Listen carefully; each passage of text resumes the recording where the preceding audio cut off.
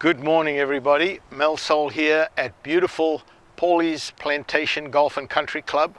Today is Saturday, the 18th of November 2017, and we do short game on Saturdays. Our theme for this week, right starting on Tuesday, has been consistency. So I'm going to show you two of my favorite drills. My first drill is what I call the feel drill. And I practice this drill fairly often, but I want to tell you something. In 2013, I conducted a test to see whether my theory would pan out with this drill. And my theory is that if I did this drill on a regular basis, I could eliminate three putting completely. So what I did was I came out here onto this putting green every single day, Monday to Saturday. And I spent 10 to 15 minutes doing this drill every day. In 2013, I played 42 rounds of golf. Through the year, I did not have one three-putt in 42 rounds. I try and do this drill. I do it obviously when I'm teaching, but before I go and play, every time before I go and play, I come out onto the putting green. Whichever course I'm playing, I'll go to that putting green and I will go and do this drill to set my feel for that day, for that course. Even if I'm playing my home course, I will go to the putting green and go and do this drill before I go off to set my feel. The principle I use here is a basketball player shooting hoops. The player's going to look at the rim and shoot to know how hard to shoot. To eliminate three putting, I have to hit my first putt close to the hole. So this is what I do. I've got 24 balls out here, 24 balls. At the moment I'm using range balls. I normally, when I come and practice, I do not use range balls. I have 24 balls inside that I usually use for my putting. Depends on the ball I'm playing with at the time. Currently I'm playing the Callaway Chrome Soft. So I want to practice my putting with the Callaway Chrome Soft because I want the same feel. I would not normally practice with range balls. But this is how you do the drill. I'm going to put my putter down behind the ball. Look at the hole. I'm not looking at the ball. I'm looking at the hole, just like the basketball player shooting hoops. I'm looking at the hole.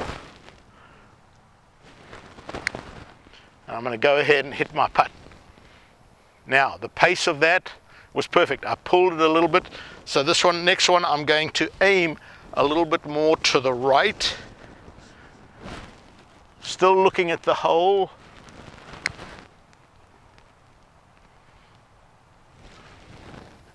I could aim it even more to the right. So what I'm doing here, every putt is a slight adjustment on the previous putt. In this case, I'm going to go a little bit more to the right, still look at the hole.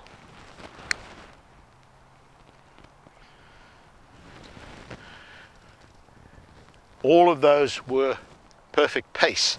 I'm going to stand here and I'm going to hit all 24 balls, making an adjustment. If I hit the first putt too hard, I'm going to hit the next one a little softer. If I hit the first putt too soft, I'm going to hit the next one a little harder.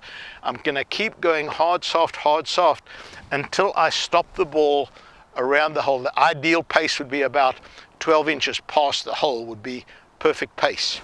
When I'm finished hitting all of these down here, I'm going to turn around from there and hit them up to a hole that's over here. Same distance, totally different feel. This is downhill, down grain. I'm hitting uphill into the grain. I start training my subconscious to recognize uphill and downhill automatically. So when I'm on the course, when I'm doing my practice swing, my brain actually calculates whether I'm going uphill or downhill. So right here, now this is a practice drill. This is not what I do on the golf course. So on the golf course, I'm going to usually use my line. So now I should at least start the ball on a better line. I've got that lined up. I'm going to now do my practice swing, looking at the hole. Make sure the line on my putter matches the line on the ball. I don't need to look up again. I know how hard to hit it. I can see the line on the ball rolling beautifully. Whoa, that ball just nearly went in. That's a perfect putt. I got it past the hole. It rolled beautifully. I could see that line rolling end over end as I hit it, so I know that I made a good stroke. So the line on the ball has a second benefit. Not only does it help me aim, but it gives me information on how good my putting stroke is. That's a drill you can work on. The second drill is a short drill. Now I'm going to get Rosemary to just swivel the camera to over here.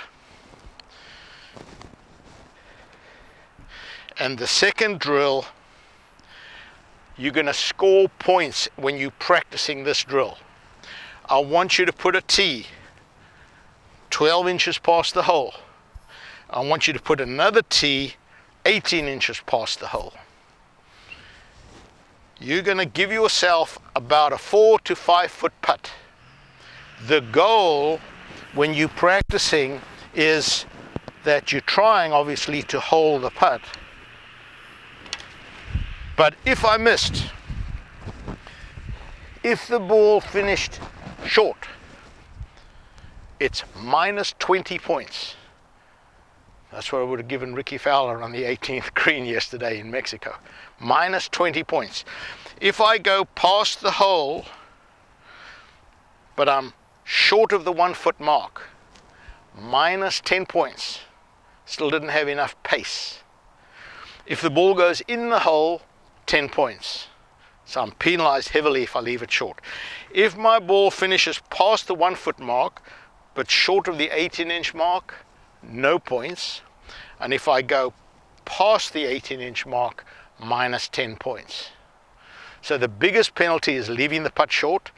What this does is it's teaching you both feel and direction at exactly the same time. You have to hit at the right pace, so if the ball doesn't go in the hole, you're going to learn to hit it a perfect pace, which is usually going to be between 12 and 18 inches past the hole. Those two drills will make you a really good and consistent putter.